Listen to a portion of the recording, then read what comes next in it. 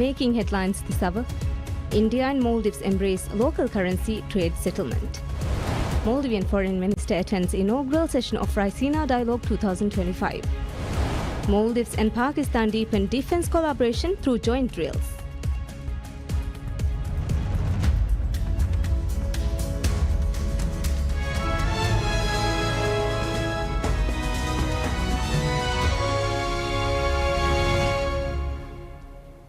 Bismillahirrahmanirrahim. Assalamu alaikum and welcome to PSM News in English with me, Minha Maroof.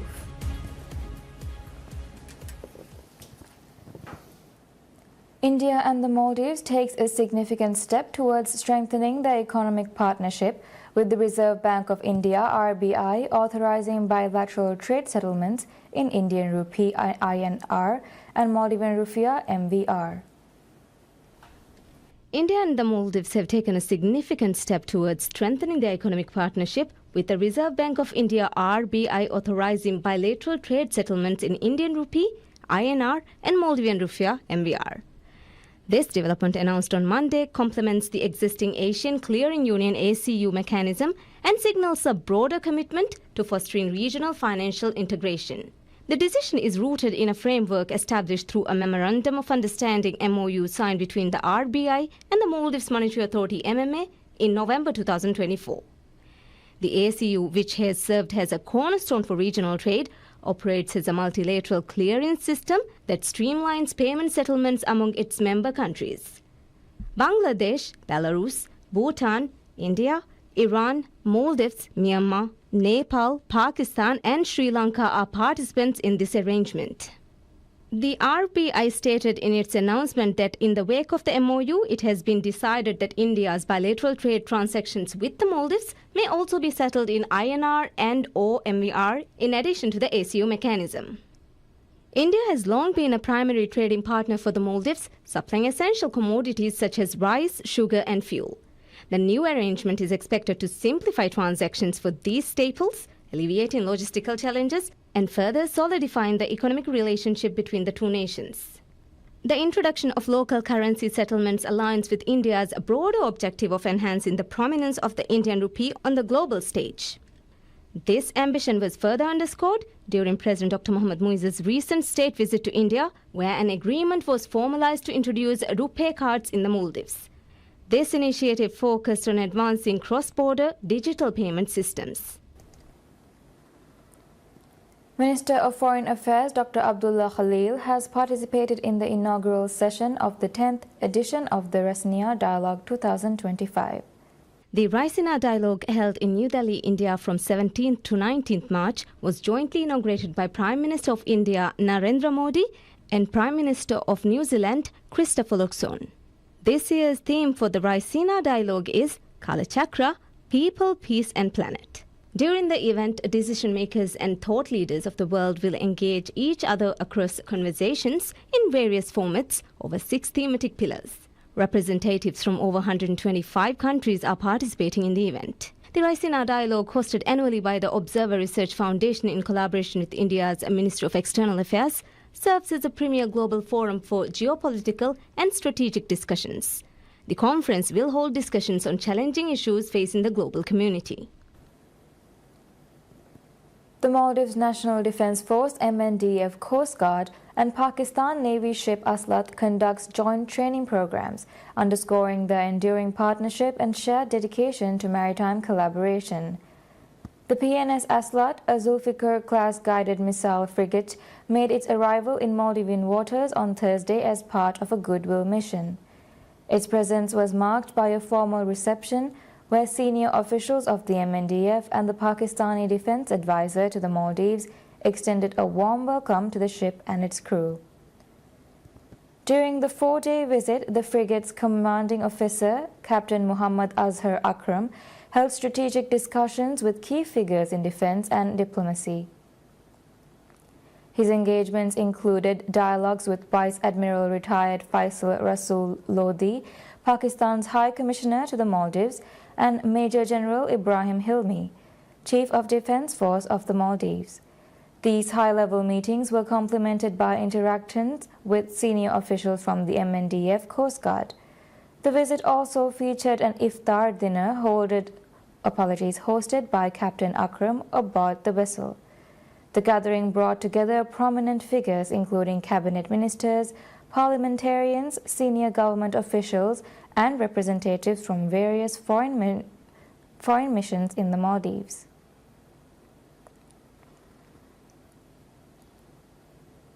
President Dr. Mohammad Muizzu has nominated Chief Judge of High Court Hussein Shahid to fill the vacancy on Supreme Court bench. President forwarded Judge Shahid's nomination to the Parliament following the recommendation by the Judicial Service Commission (JSC). The Parliamentary Judiciary Committee later on Tuesday unanimously passed to recommend the endorsement of Judge Shahid to Supreme Court.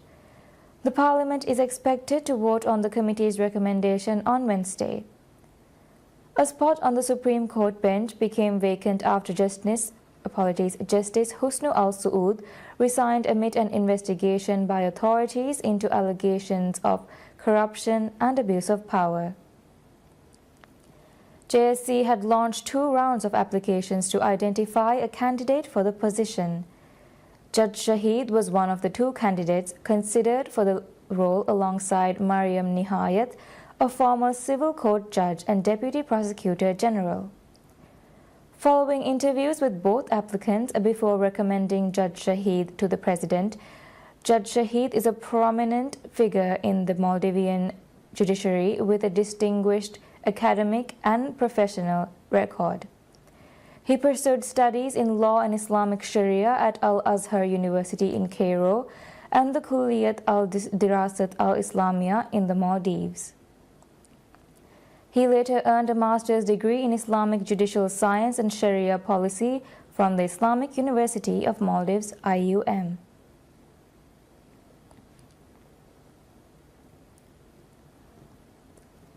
Ministry of Education reveals plans to build around 7 schools in Hurumale to address the placement shortages.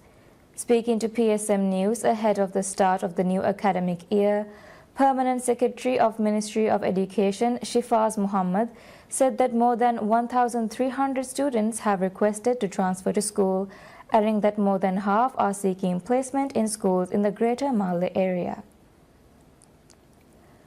More than 5,700 students are entering Grade 1 for the new academic year, while more than 2,200 students have been admitted to schools in the Male area alone, he said.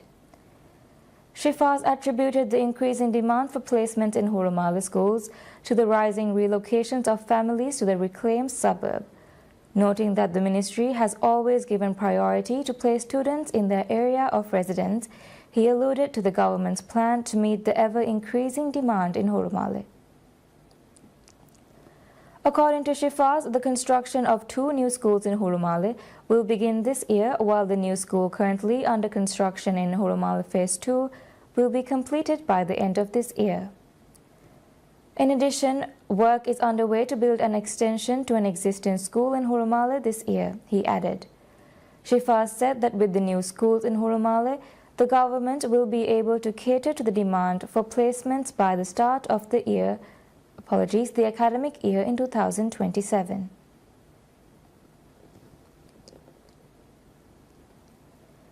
The amendment to the Criminal Procedure Act has come into force, giving the Maldives Police Service, MPS, and financial institutions the power to freeze bank accounts of scammers before scammed money can be transferred out.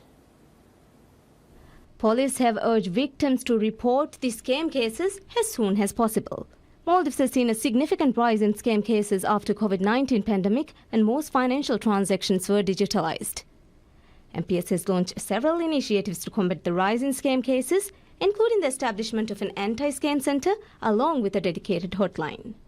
To assist authorities, the government last year moved an amendment to the Criminal Procedure Act to introduce a comprehensive mechanism aimed at addressing cyber crimes perpetrated through new technologies and computer systems.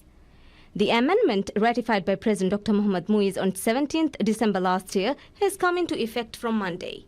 Speaking on PSM News' Rajame, the program, Inspector of Police and Head of Anti-Scam Center, Adam Naveed said the biggest change with the amendment is that police and financial institutions will have the power to freeze scammed money before it is taken out from the financial system.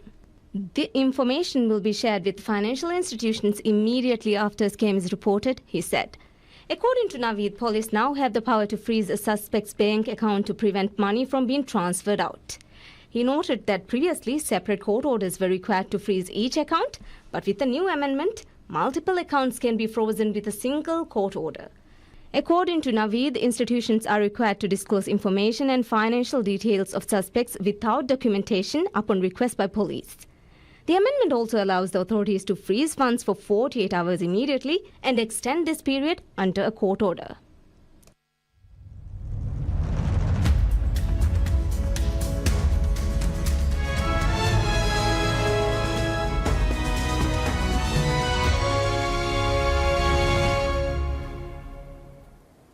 President Donald Trump's tariff hikes will drag down growth in Canada, Mexico, and the United States while driving up inflation, the OECD forecasts cutting its global economic outlook and warning that a broader trade war could sap growth further. In the case of a generalized trade shock, not only will U.S. households pay a high direct price, but the likely economic slowdown will cost the United States more than the extra income the tariffs are supposed to generate, the Organization for Economic Cooperation and Development estimated in its interim outlook.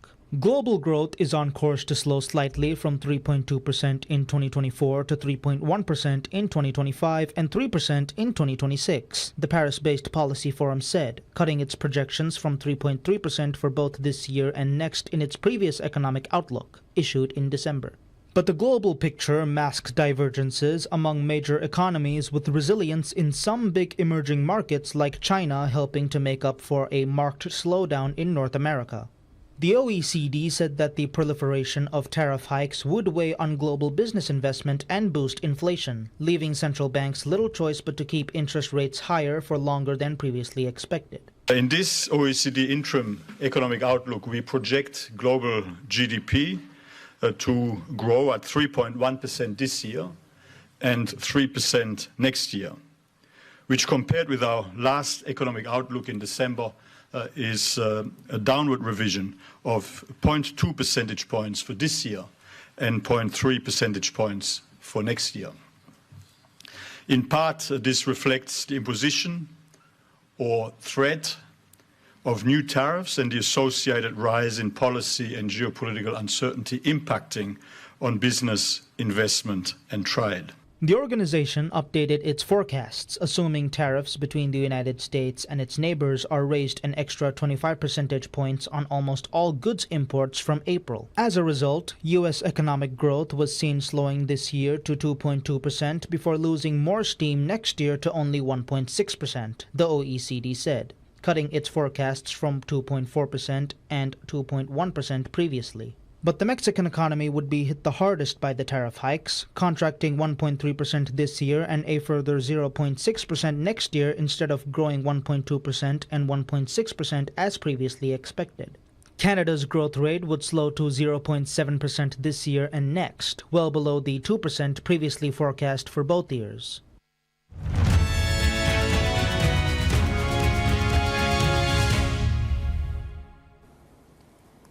Israeli airstrikes in Gaza kills at least 200 people, bringing an end to a weeks-long deadlock overextending the ceasefire that had paused fighting in January.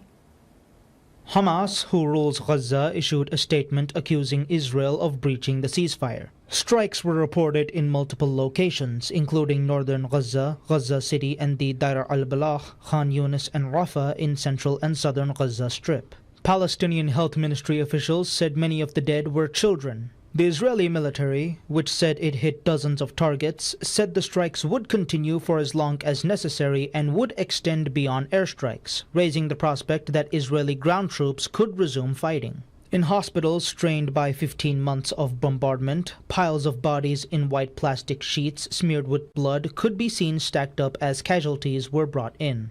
Much of Gaza now lies in ruins after 15 months of fighting, which erupted on October 7, 2023, when thousands of Hamas-led gunmen attacked Israeli communities around the Gaza Strip, killing some 1,200 people according to Israeli tallies, and abducting 251 hostages into Gaza. The Israeli campaign in response has killed more than 48,000 people, according to Palestinian health authorities, and destroyed much of the housing and infrastructure in the enclave, including the hospital system. Hamas said Israel had overturned the ceasefire agreement, leaving the fate of 59 hostages still held in Gaza uncertain. Crowds in Sana'a chanted anti-US and anti-Israel slogans as Yemenis took the streets to protest in solidarity with Gaza after new airstrikes hit the country.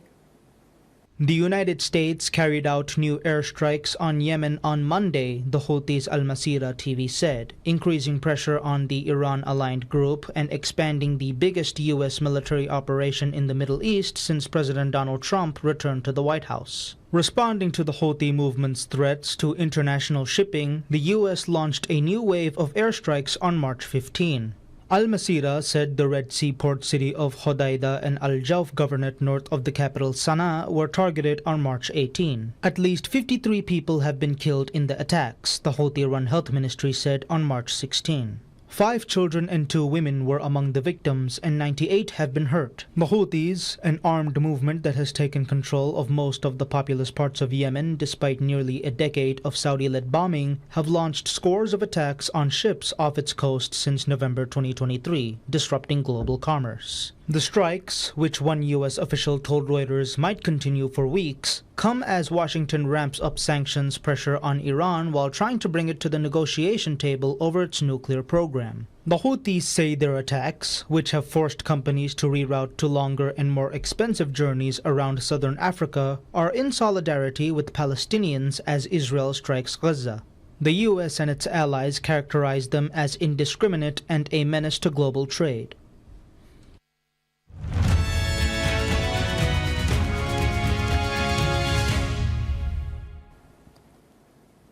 Iga Swiatek issued a statement on Instagram following criticism for smashing a ball away that was thrown to her by a ball boy during her Indian Wells semi-final loss to eventual champion Mira Andreeva at the Indian Wells Open.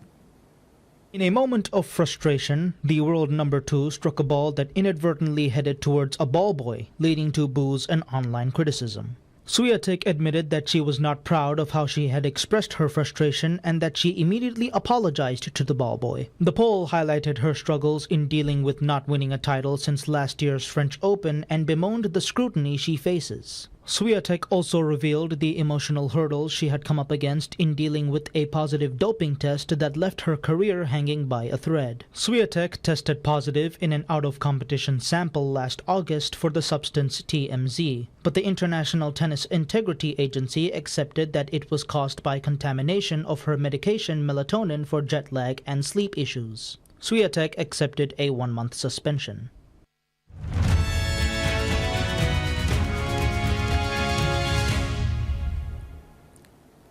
NASA astronauts Butch Wilmore and Suni Williams departs the International Space Station in a SpaceX capsule for a long-awaited trip back to Earth, 9 months after their faulty Boeing Starline craft upended what was to be roughly a week-long test mission. Wilmore and Williams, 2 veteran NASA astronauts and retired U.S. Navy test pilots, strapped inside their Crew Dragon spacecraft along with 2 other astronauts and undocked from the orbiting laboratory, embarking on a 17-hour trip to Earth. The 4-person crew, formerly part of NASA's Crew 9 astronaut rotation mission, is scheduled for a splashdown off Florida's coast later on March 19. Dressed in re-entry suits, boots, and helmets, the astronauts were seen earlier from the station shortly before they were shut into the capsule for 2 hours to crew in June for what was expected to be an 8-day test mission. But issues with Starliner's propulsion system led to cascading delays in their return home, culminating in a NASA decision last year to have them take a SpaceX craft down. Wilmore and Williams will have logged 286 days in space, longer than the average 6-month ISS mission length, but far short of U.S. record holder Frank Rubio. His continuous 371 days in space ending in 2023 was the unexpected result of a coolant leak on a Russian spacecraft. And that's all we have for now. Thank you for watching. Wish you all a very pleasant day ahead.